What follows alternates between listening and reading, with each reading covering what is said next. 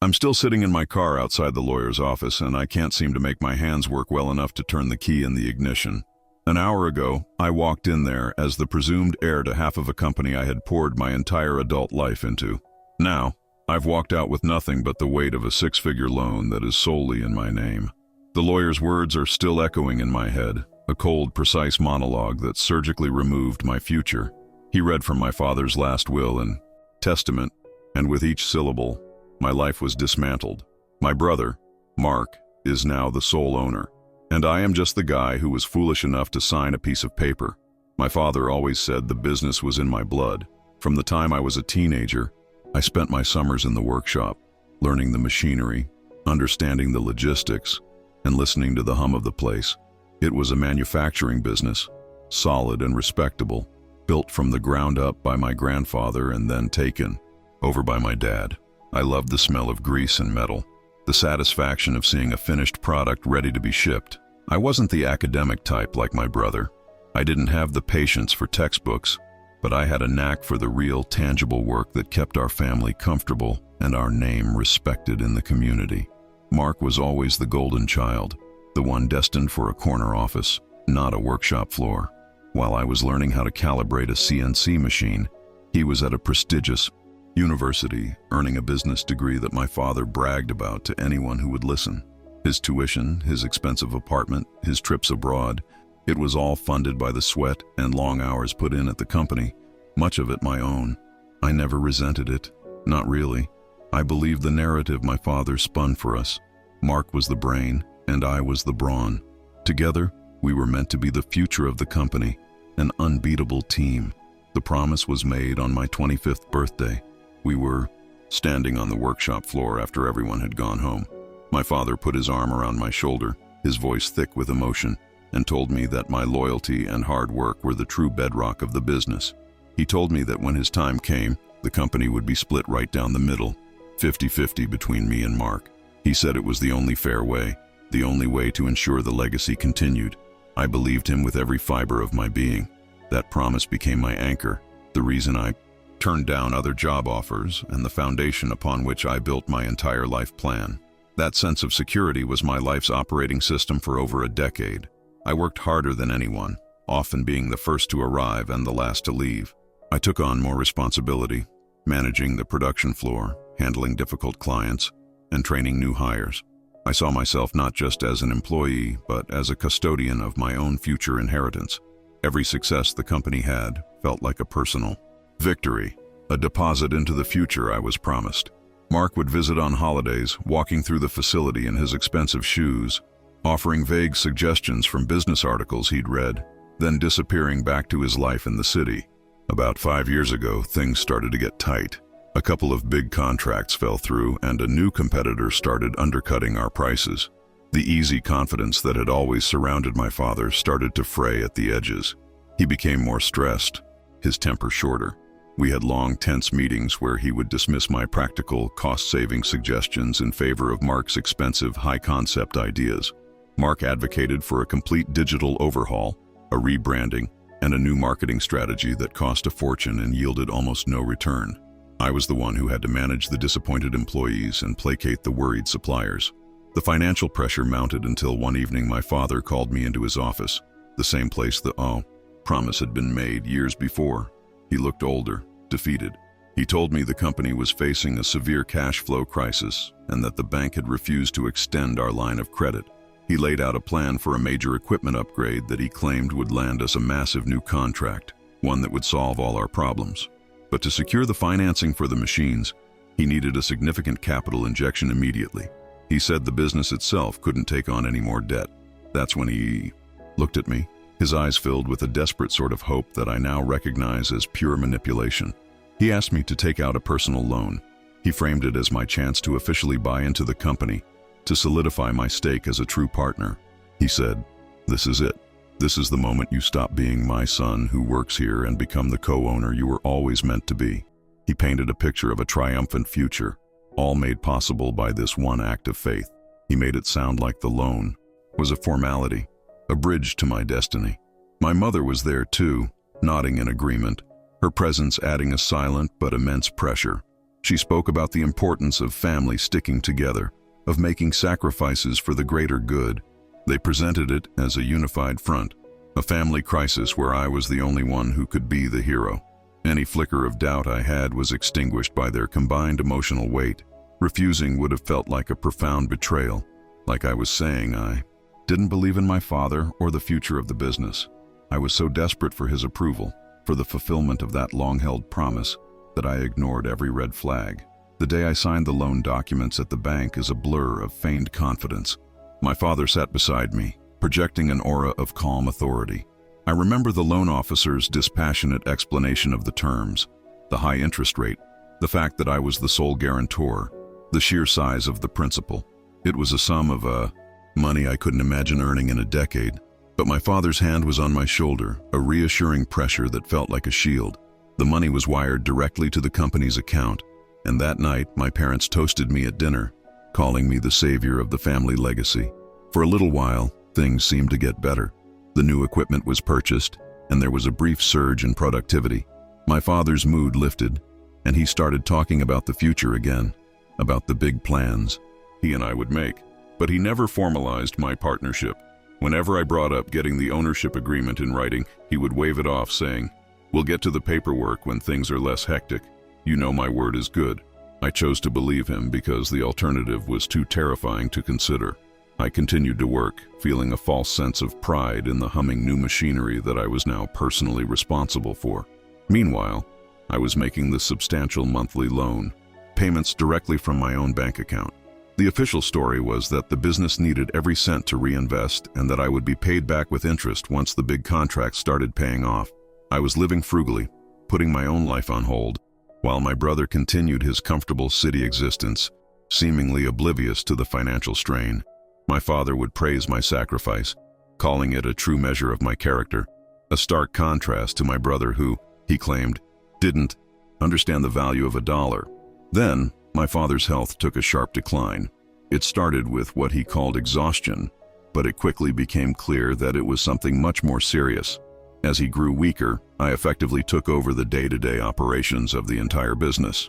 I was managing the employees, negotiating with suppliers, and ensuring orders went out on time, all while continuing to pay for the loan that was supposed to have saved us. My father was no longer capable of discussing the business, and my mother would just say, we shouldn't stress him with talk of finances or legal documents. Mark's visits became more frequent during that time, but he showed little interest in the operational side of the business. He spent his time in my father's office, going through files and talking quietly with my mother. When I would try to update him on production schedules or inventory issues, he would look at me with a detached expression, as if I were merely a manager, reporting to him. There was a subtle shift in the dynamic, a coldness that I attributed to the stress of our father's illness. I was too busy keeping the ship from sinking to analyze it too deeply. The end came quickly. My father passed away, and our family was enveloped in a strange, hollow grief. My sorrow was tangled up with a deep-seated anxiety about the future and the massive debt that still bore my name. I assumed that once things settled, the legal side of my partnership would finally be sorted out by his estate. I tried to talk to my mother about it, but she was distant, telling me that now was not the time. She and Mark handled all the arrangements, and I felt a growing sense of being an outsider, an employee rather than a grieving son who had lost his business partner. The call from the lawyer to schedule the reading of the will felt like a formality. I walked into that mahogany-paneled room expecting the confirmation of a promise made half a lifetime ago. I sat there, next to my mother and my brother, and listened as Mr. Davison, our family's lawyer for decades, began to read. He had a dry, unemotional voice, and the legal language was dense, but I was waiting for one specific clause, the one that would validate all my years of sacrifice and hard work. I was waiting to hear my name linked, legally and forever, to the company I loved, but my name was never mentioned in connection with the business. The lawyer read a single devastating sentence that bequeathed the entirety of the company, its assets, its property, and all its shares, to my brother, Mark. I felt the air leave my lungs. I must have misheard. I looked at my mother and brother expecting them to be as shocked as I was, but there was no surprise on their faces. They sat perfectly still, their expressions unreadable. like they were watching the end of a movie they had already seen. My world tilted on its axis. I think I made some sort of sound, a choked gasp, because the lawyer paused and looked at me over the top of his glasses. He then cleared his throat and moved on to the next section of the will, the part that dealt with personal effects and minor bequests. I barely heard it. My mind was stuck on the betrayal, the absolute erasure of my existence from the company's future. It wasn't just about the money. It was about the lie I had built my entire life around. My father's promise, the one that had been my guiding star, was nothing more than empty words. After the main reading was over, the lawyer addressed me directly. He had a separate folder on his desk. He opened it and informed me that while the business was now Mark's, any and all personal debts incurred by individuals for the benefit of the business remained their own responsibility. He was talking about my loan. He confirmed that the debt was entirely mine, with no legal connection to the business estate my brother now owned. It was the final, brutal twist of the knife. I hadn't just been disinherited, I had been used as a financial mule to prop up the asset that was then given to someone else. The drive home from that office was a blank. I don't remember any of it. My next clear memory is of confronting my mother in the kitchen of the family home. I was shaking, holding a copy of the loan agreement in my hand. I asked her how this could have happened. Her response was chillingly calm. She told me that my father had changed the will about 6 months after I took out the loan. He had decided that Mark, with his business degree, was better equipped to lead the company into the future. He thought I was a great manager, but not a visionary. She told me they never intended for me to be an owner. They saw me as a loyal son doing his duty for the family. The promise, she said, was just my father's way of motivating me. The loan was my contribution to the family's well-being, a sacrifice they were all very grateful for. She spoke as if this was perfectly reasonable, as if I had simply misunderstood my role all along. There was no apology, no empathy, just a cold statement of facts that benefited her favored son and left me financially ruined for their sake. When I confronted Mark, he was even worse. He hid behind a wall of corporate jargon. He talked about difficult but necessary business decisions and the long-term strategic vision he now had for the company. He claimed my father had lost faith in my old-fashioned methods.